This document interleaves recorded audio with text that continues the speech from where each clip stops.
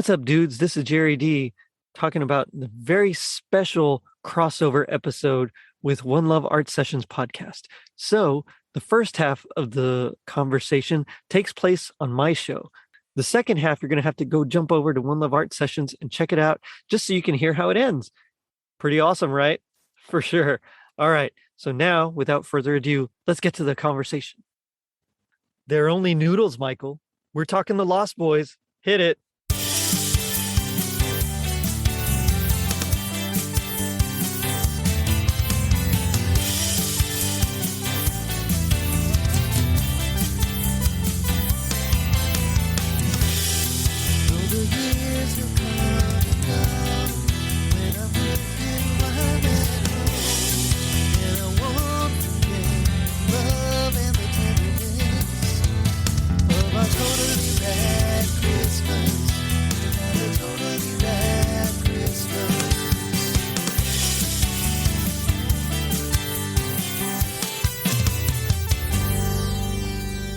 It was 1987. Heart sang about being alone. Fatal Attraction was a box office hit. Final Fantasy was released in Japan, and Sam and Michael took on vampire teens in Santa Carla. I'm your host, Jerry D, with another episode of Totally Rad Christmas, or Halloween, the podcast that talks all things Halloween in the 80s. Toys, movies, specials, music, and fads. If it was gnarly during Halloween in the 80s, we got it covered. Now, joining me are two very special guests. You'll know them as the hosts of the One Love Art Sessions podcast, James, LJ, and Crespo. Guys, how's it going? Hey, Jerry. Thanks for having us on, man. Yeah, anytime. So, what's it been like so far? I mean, we've had this conversation a little bit. I kind of talked with you guys a little bit, but how's life, man? You know, we are like you in that we became podcasters as a result of the pandemic, and I gotta say it's become part of our life. You know, a fabric of our everyday, Yeah. Our social media existence. It's played a role into who we are as creators. Jay? Yeah, man, life has been busy. I feel like during the pandemic, my life got like 4 times as busy. You know, the podcast and art and kids and but it's been fun. It's been a fun ride. That's now culminating with us being on this show, which is just crazy. It's, you know, a year ago, Crespo and I had this idea to kind of like just do a show, right? And now, you know, we're on your show, which I feel like in some way legitimizes us. Like this is like a real thing we're doing now. Like I should order business I don't know cards. if I had that much clout, man, but okay. Thank you. I appreciate that. We've arrived. I like how Jay said that, like, kids are a part of his life now because he only has one, but this little guy must feel like 3. He's like seven like children. I get it so much, man. Kids. Yeah, kid plural.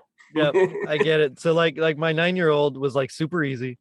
My 5-year-old was a little bit more difficult, but you know, it was okay. There was still 2 of us. We could play man-to-man defense.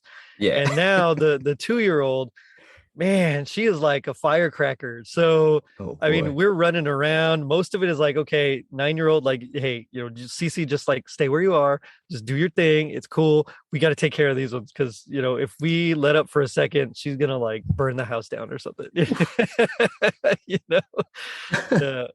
But, you know, I'm glad you brought up kids because we're actually going to talk about the Lost Boys a little bit tonight. So, like, what's y'all's like history and experience with the Lost Boys? Because it's one of my favorite like vampire movies in general. But like, what about y'all? Jay, you go first. I go first. So for me, I hadn't watched it in a few years. So when Crespo came with this idea and he said this was going to be the movie we were going to talk about, it was awesome because I was just getting into the Halloween spirit. Nice. So it was perfect time for me to watch it. Right. Yeah. And then my wife went to the office. I dropped off the kid at daycare and it was just like it was just me time.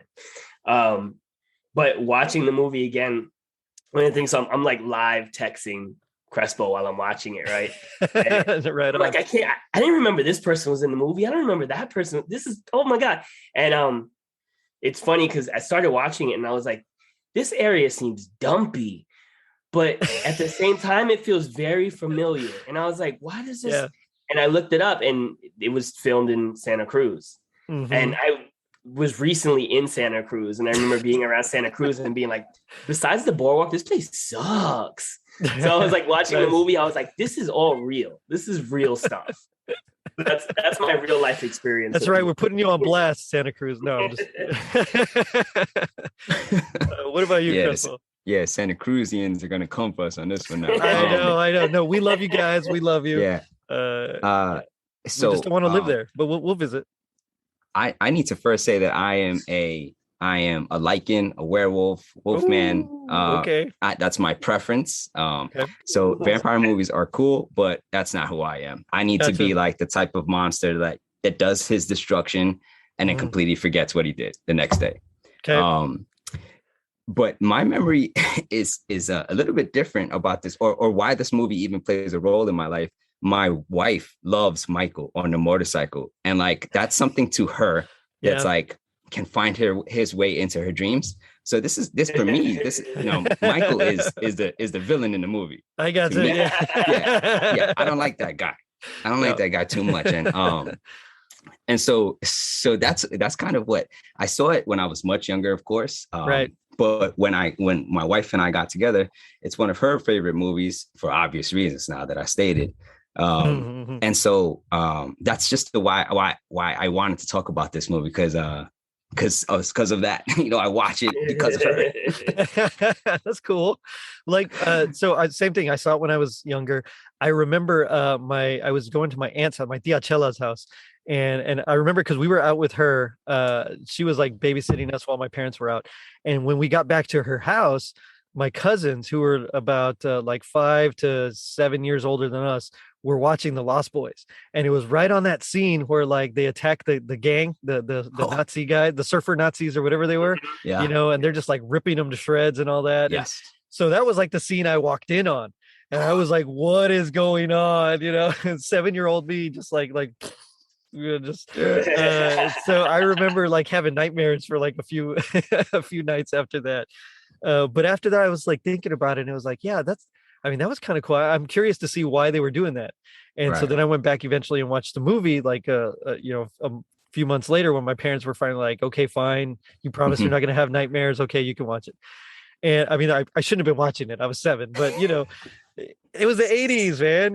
We watched everything. We watched RoboCop and the dude that gets melted, But so I watched it and I was like, this is actually like really cool, because it was almost like the young kids. They're kind of like the Goonies. They like they kill the vampires. It's like they win. So it's like, I like this. I can relate to these guys. Let's do it. I'm ready to like go hunt down some vampires and get it done. So like that's my memory of it. But I'll never forget like walking into her house, and I still remember what her house looks like, even though she hasn't lived there in like 30 some years. And I just remember that scene, and oh man, it scared the crap out of you guys. it's like it's the only scene that's really like that too, though. It right? really is. So for what was the probability of you walking in on that scene in part 2, right? So you have this whole movie where it's like, yes, there's blood-sucking vampires, but they're in the air. You can't see them. And then all of a sudden you walk into this one scene where it's like, no, really, they're there. This is when they really like show everything. This is the grand unveiling. Pretty much, yeah. Before then it was all like mystery and you don't know what's going on. A lot of fog machines, and then of course, like right there, that's when I would walk in, of course. But amazing. How it goes. The one thing, even with that scene, that stood out to me is how well the movie holds up. Like there's so many 80s movies that you watch now and you're like, wow, this is really cheesy, or the way they like the special effects are like really weird. Like nothing about that movie was like, well, this feels like really cheap, or like, oh, technology is so much better now. Like they did it really well. Yeah, there was a lot of practical stuff. Yeah, 80s. In that scene in particular, like the cinematography and everything, and that's the other thing, like beyond the cast, like the producers and the directors, like these are A-list people that made this movie. Like this is, not just a shot in the dark 80s movie. Which, okay, speaking of the cast, before we go any further, Jamie Gertz, yes or no? Were you all into her? I was into her, man. I was really too young. was. I was too young to call that. I was too young to call that. Okay. I'm just curious because. And you know what? Still Why gets not? me. right. You know what? Just to create some balance, I'll say this now, and then I'll apologize to my wife later. Yes, yes, all the way. Yes, yeah. That's right. Take that. I'm gonna stand up for myself on this one. I hadn't watched the movie since I was younger. So when I saw her come on screen, the first thing I thought was, even now I don't really find her that attractive, but I was like, she looks super familiar. Cool. Yeah. And then when I looked it up, I was like, oh, that's Jamie Gertz. Like, I know her as an older actress, and I didn't realize it was her. Maybe that's why. Maybe that's why.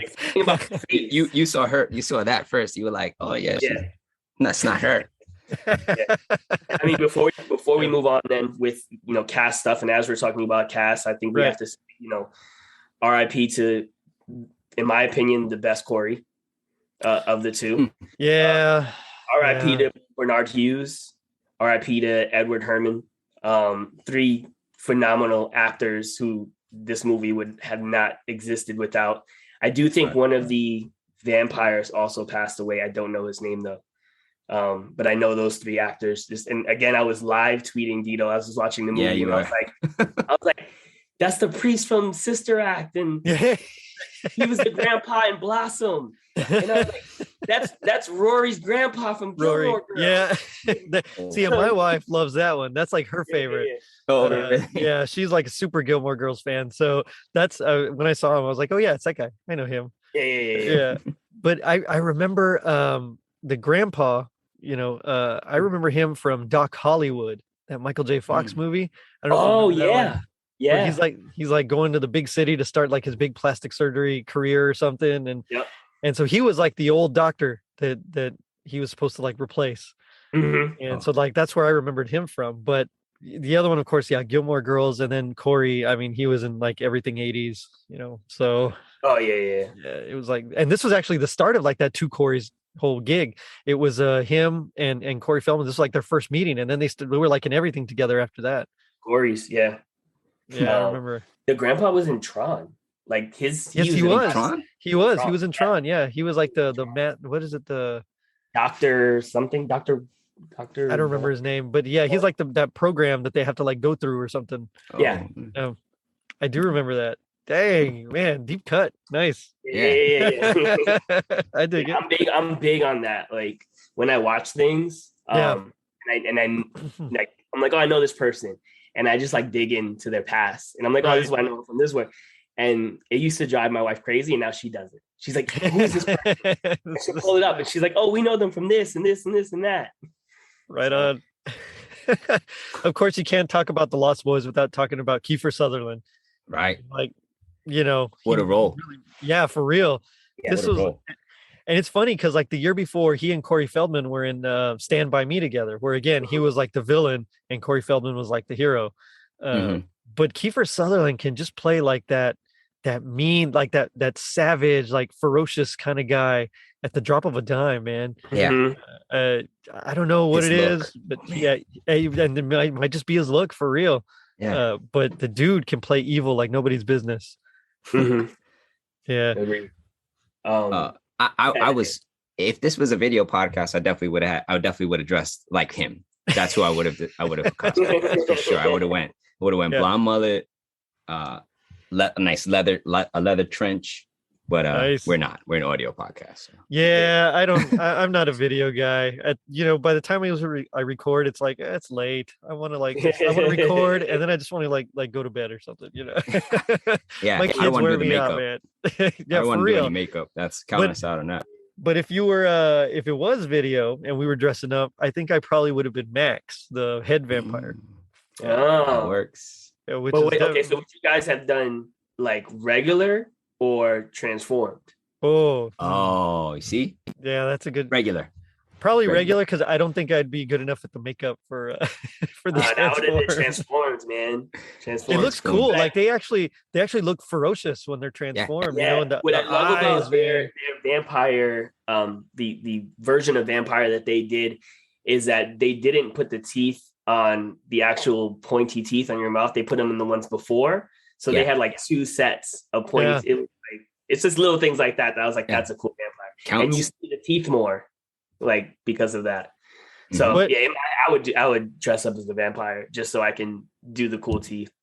Did y'all hear that they were gonna do a remake of this one? Like Really? Yeah, with one of the kids from Stranger Things, right? something like that. It Yeah, might have been him. I don't remember, but it was just I heard about it and like they showed the pictures of him. I was like, this. I'm I not mean, interested. I yeah, don't know exactly. I was like, I why. don't know about this, man. It just doesn't. I mean, And no the thing about properties are these safe. guys was that Joel Schumacher, the director, he was like he wanted to age them up because I guess in the original script they were going to be like 13 or 14. That's why they're called the Lost Boys. It was kind of like a Peter Right. Pan riff. So he Mm-hmm. was like, no, vampires are sexy. Let's make them sexy. And so he aged them up, and they had the whole like punk biker gang kind of vibe. Yeah, But like something about Kiefer Sutherland and the whole group, they were like that 80s. They had the long hair. It was almost like a hair metal band without being a hair metal band. right. They had the trench coats, and the gloves and I mean everything about it. They were just like just badass. It was Yeah, like you wanted to be them. You don't want to be absolutely. like the other guys, but No, like I mean they just like they made vampires like cool. Mm-hmm. And not like nowadays where like the vampires are, the sparkly ones or whatever. But I mean, this is like when vampires are like ferocious, Yeah. yeah. This one is for all the people who live in Santa Cruz and Twilight fans. We're calling you all out, That's everybody. right. No one's safe here. No one's safe here. Yeah. No, but at the same time, like I said, like the movie is not one of your typical 80s movies when you watch it later and you're like, wow, this didn't age well. Like Yeah. it aged It holds up. Yep. amazing. Yeah. So there's really Yeah. no reason to remake it because you can watch the movie now and you're still like, wow, they're really cool. Like, Yeah. Yeah. the vampires are super cool, Yeah. So, Well, everything from like even when they're like in their cave and they're hanging upside down, Yeah. like by their The feet are different.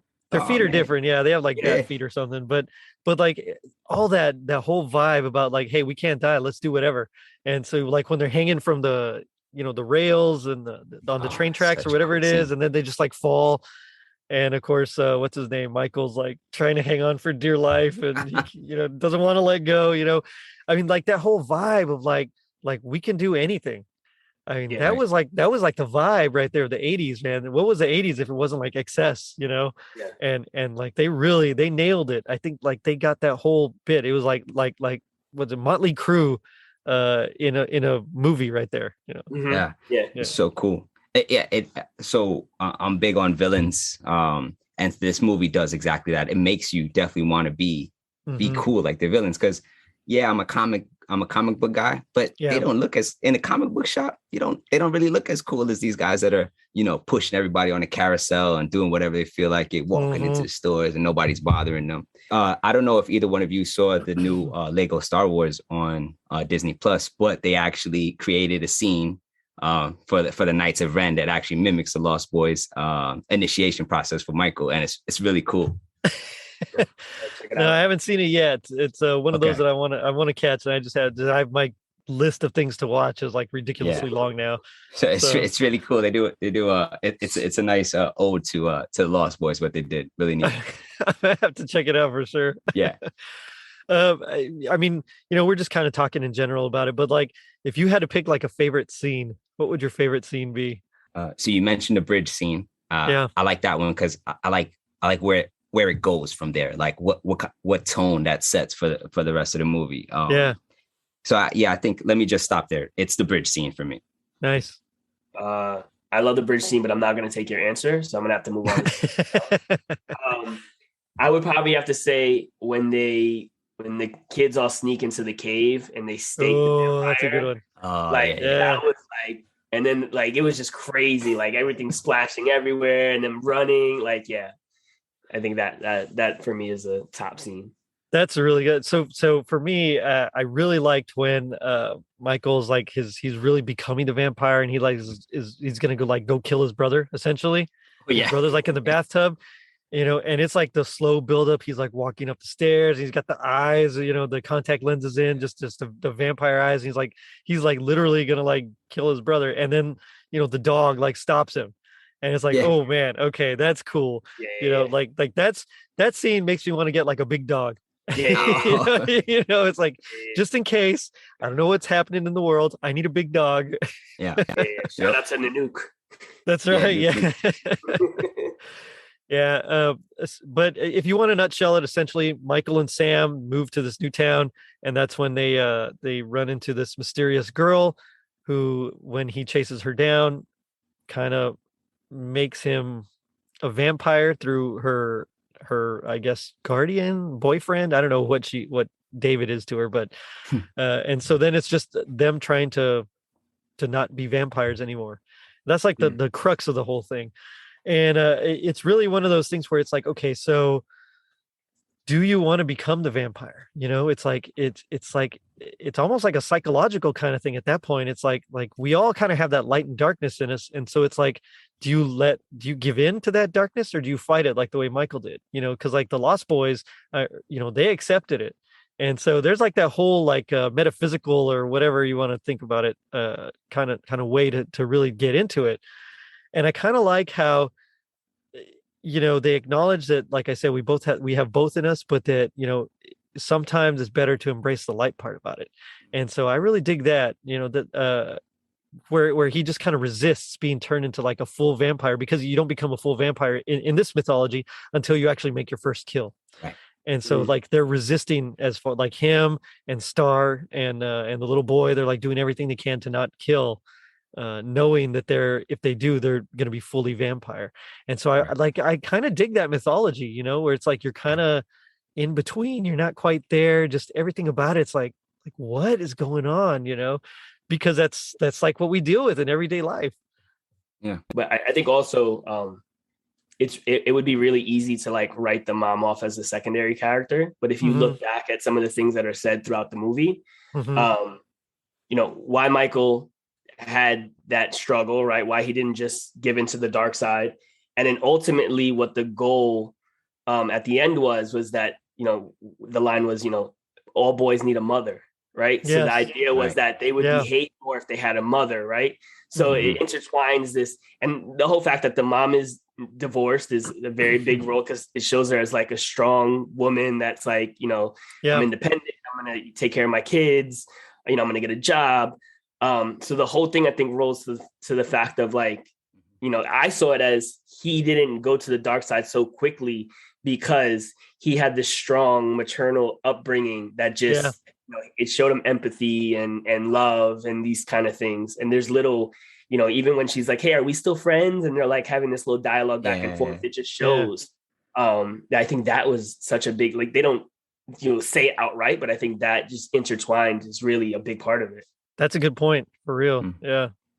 And shout out to Diane Wiest, who really nails this role. And she had just like won an Academy Award for like Best Supporting Actress like the year before. So a lot of people were surprised they actually even just did the movie to begin with. But I mean, she you're right, she nails it. And I believe her as like the working mother who's just trying to, keep her family together, her kids and make it work. I felt really terrible for her that she finally has an opportunity to go on a date, and this is what happens. Like you can't get much worse, right? Swipe left, man, or what is it? Yeah, poor girl. She really she kind of got the short end of the stick there. Yeah, but I do love that line at the end when like the grandpa is like, the only thing I never could stand about Santa Clara or whatever, Santa Carlo, is all the damn vampires. That's like, that's whoever wrote that line. And I have it written down as like one of my favorite lines is like, they were like, this is how we're going to end the movie. And I be hard pressed to find any movie that ends with such a great line as that one. Like it's true, because basically he's saying like, hey, I knew there was these things going on all the time. In the murder capital, in the murder capital of the world. Oh man. They weren't happy about all that coming up again. I know that. I know they weren't happy, but hey, if you got, I mean, it's a terrible thing to lean into, but if you're going to lean into a thing, might as well lean into it. Yeah. So of course we're introduced to the Frog Brothers. They're like the protagonists. They run the bookstore, or the comic book store. They try to get Corey Haim's character, in on their side. and they're like, read this, it'll save your life. And they give him like a book. It was a comic book that was actually specifically designed for this movie. So it's, it's not a real comic. Oh, that's cool. Yeah. And so, and they kind of do that because he's like, he goes off on the comic book stuff with them too. He's like, hey, you got Superman 70, whatever, with the 200s. It's like, that doesn't make any sense because of whatever, as a comic book nerd myself, I was like, yeah, I get this guy. This is my guy, man. Yeah.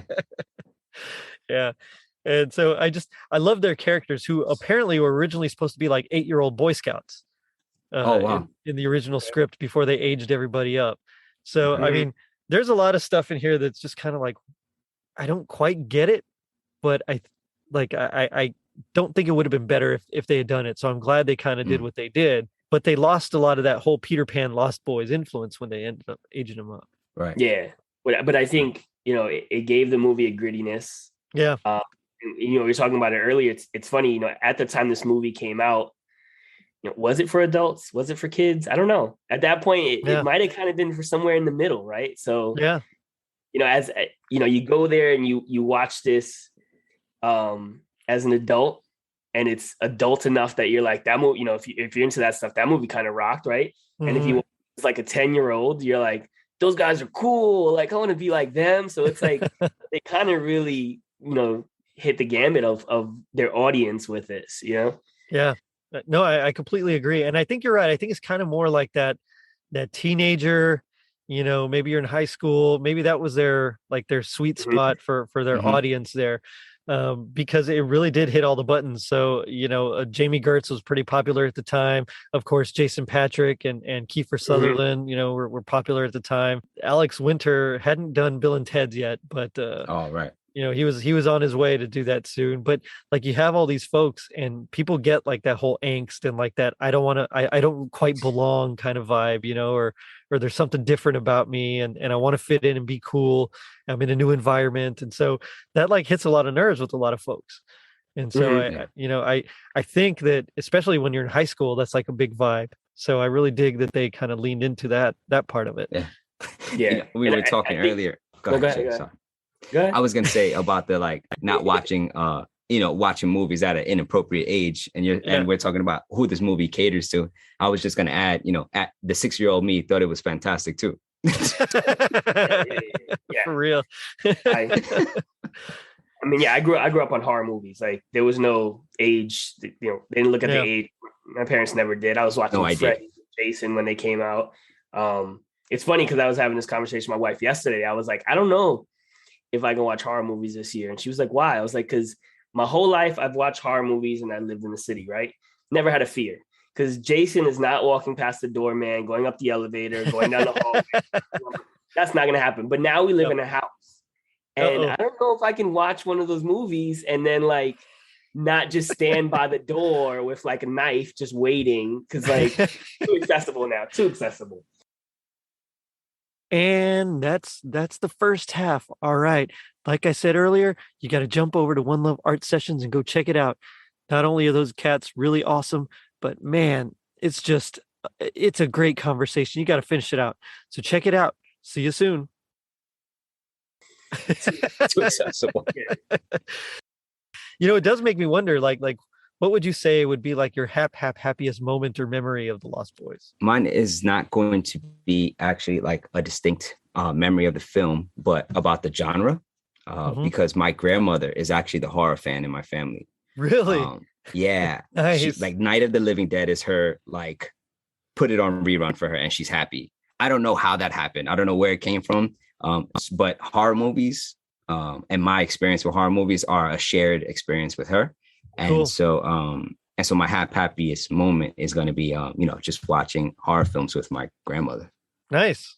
What about you, James? Yeah. I may have to kind of steal part of that. I think watching movies like this, especially, any horror movie, horror genre movie made in the 80s just reminds me of growing up as a kid and watching these movies and like absorbing them, like just loving them because they were just so over the top and so just crazy. And, watching it again now, and it's honestly just because my life has been so crazy. It's, what's today? We're 7 days into the month and it's my first Halloween movie, which is crazy for me to say that. So I'm probably gonna have to watch like 4 more tonight because now I'm in the mood. No, watching a movie like that reminds me of why I love Halloween. Yeah. And my thing is like, I'm not a big haunted house person. I'm not a big like boo scare person. Like that's not my thing is like these horror movies, like just like really over the top, especially just like 80s stuff. It's just, I think that's just where my love of the whole genre and the whole holiday came from.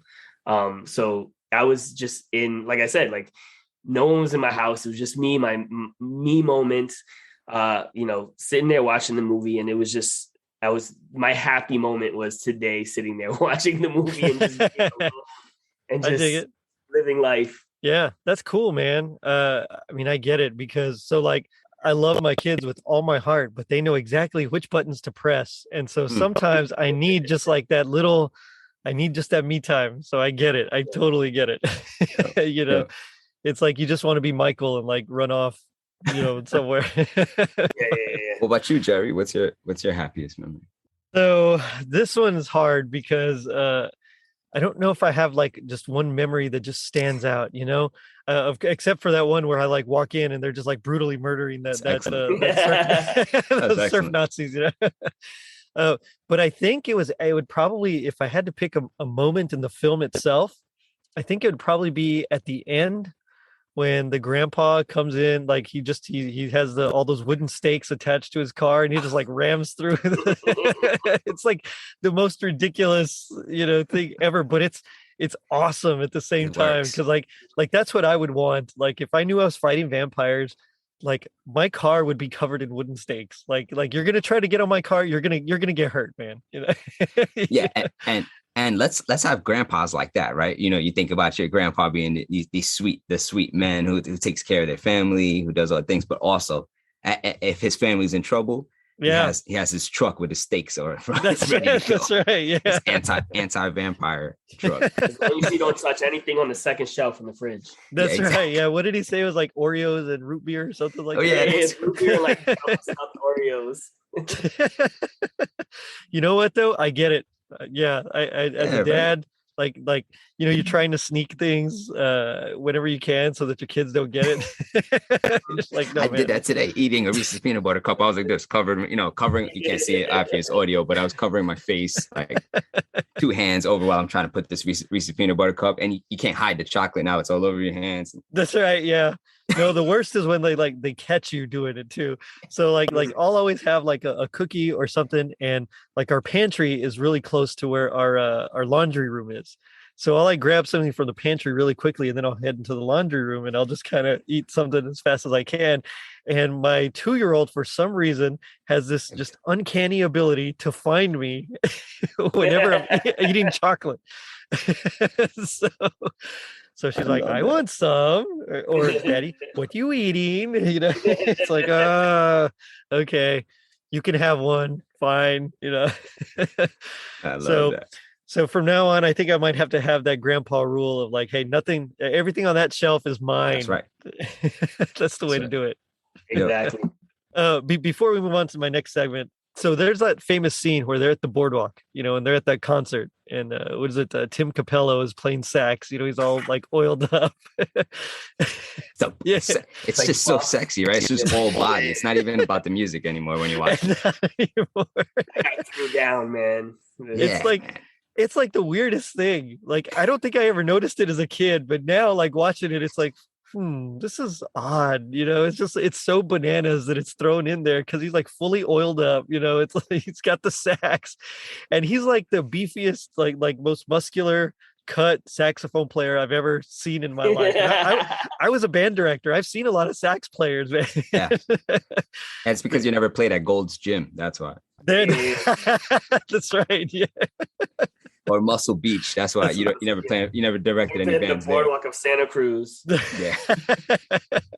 No, but the concert. I don't know if it was by ticket, but it looks sold out. Like it sure did. It was packed, man. And that's one of those other things. They never referenced that there was going to be a concert.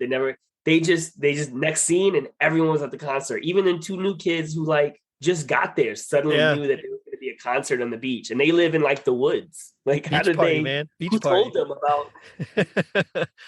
I guess they're like the only place to go is the boardwalk. So let's go wait, there. there had to have been a flyer somewhere, like on a light post or something. Don't forget. That's where all the missing. That's true. The missing flyers were. Yeah, they didn't catch the Instagram post, but somebody put a flyer on a car or something. Can you imagine what the 80s would have been like if we had Instagram back then? No clue. Oh my gosh. Clue. They were crazy enough as it is, man. The crazy thing to me is like, we had like 1 or 2 people missing every single day, right? Yeah. Like, missing. Never saw a cop. Never. I thought the mayor of the Jaws town was bad. Whoever the mayor of this town was like the worst. Someone goes missing every day, but you guys can have a concert. There was no warnings out. I saw no police presence. There was no kind of call to action. It was pretty bad. But you think about it, and I started listening to a lot of like true crime lately because one of my best friends was like, "You got to listen to the show." So I've been listening to Crime Junkie a lot, and I mean, that kind of seems like par for the course back in the day. There wasn't really like a whole lot. Like maybe they do a couple more drive-bys, but that's about it, man. So a concert, yeah, why not? Let the kids let the kids have fun. We'll get some tax money. There you go. Oh man, but now we come to my favorite part of the show, which is a little segment I like to call Gag Me with the Spoon. So this is where we do our best impression of our least favorite part of the movie. So as a guest, I'll let you go first, and we'll just kind of set up the scene for us, and then we'll go from there. Hold on a second. Did you say our least favorite part? Our least favorite part. If you did your best, your favorite, that's okay too. Yeah, I'll take it. I didn't think about that. No worries. I usually put like worst scenes behind me when I'm thinking about a film. Nope. That's why I called it Gag Me with the Spoon. Man. All right. Yeah. Jay, you have it? You can go first, man. Yeah, thanks a lot. All right. I'll go first if you want me to. Yeah, go ahead, Jerry. Yeah, okay. So this is actually one of my favorite scenes, but this line of dialogue, it makes me cringe every time. And it's mostly because of the way Corey Feldman says it. So this is when I don't know the name, but that one vampire like kind of just pops up in the bathroom, and he sees the garlic in the bathtub, and then they get him to fall in or whatever. But Corey Feldman says, or he's like, garlic doesn't do anything, and then the dog pushes him in, whatever, and Corey Feldman goes, try the holy water, death breath. Like, death breath just is like, come on, man. Death breath. Yeah, that's pretty good. That's pretty good. Yeah. So that always made me cringe a little bit. Yeah. No, that was a. But back in the 80s, I guess it was pretty hip. Yeah, death breath was. Everyone was death breath. Everyone's death breath. All right, I have mine. All right, go for it. So Jerry, your favorite scene was when Michael's going up the stairs about to lunch on Sam, and so a little dog, Sam snack. Yeah, so dog protects. Sam comes running downstairs. He's pissed off with his brother, right? Because he thinks he attacked his dog. All right, but then they look in the mirror. So here's Sam. Look at your reflection in the mirror. You're a creature of the night, Michael. Just like out of a comic book. You're a vampire, Michael. My own brother. A goddamn blood-sucking vampire. Oh, you wait until mom finds out, buddy. The whole scene, it's like he wants to be like this super rebel, and he's just gonna be a snitch all of a sudden. Mom finds out, buddy. Just wait till mom finds out about you. What are you doing? Oh man, but that's total like younger brother thing, don't you think? Yeah, I can see my younger brothers doing that. So I have 2 here, and I'll do them in order then. Okay. So the first one is toward the beginning of the movie when they first get into town. So it's Michael walking on the boardwalk, and he just goes up to a random stranger, and he's just like, "Any jobs around here?" And the guy goes, "Nothing legal." Like, it's just the weirdest. Like what? That is a weird aside. Nothing legal. Like in the next scene, his mom got a job, so there are jobs. There are jobs. Obviously, there's jobs. Yeah. Nothing legal. Like, what does that even mean? Like, nothing legal. Like, what? Drug cartel? Like, yeah, I think that's what it's implying. Yeah, at least have the decency of then offering whatever that job is. Don't just say nothing legal. You still got to make money. Where's this conversation going?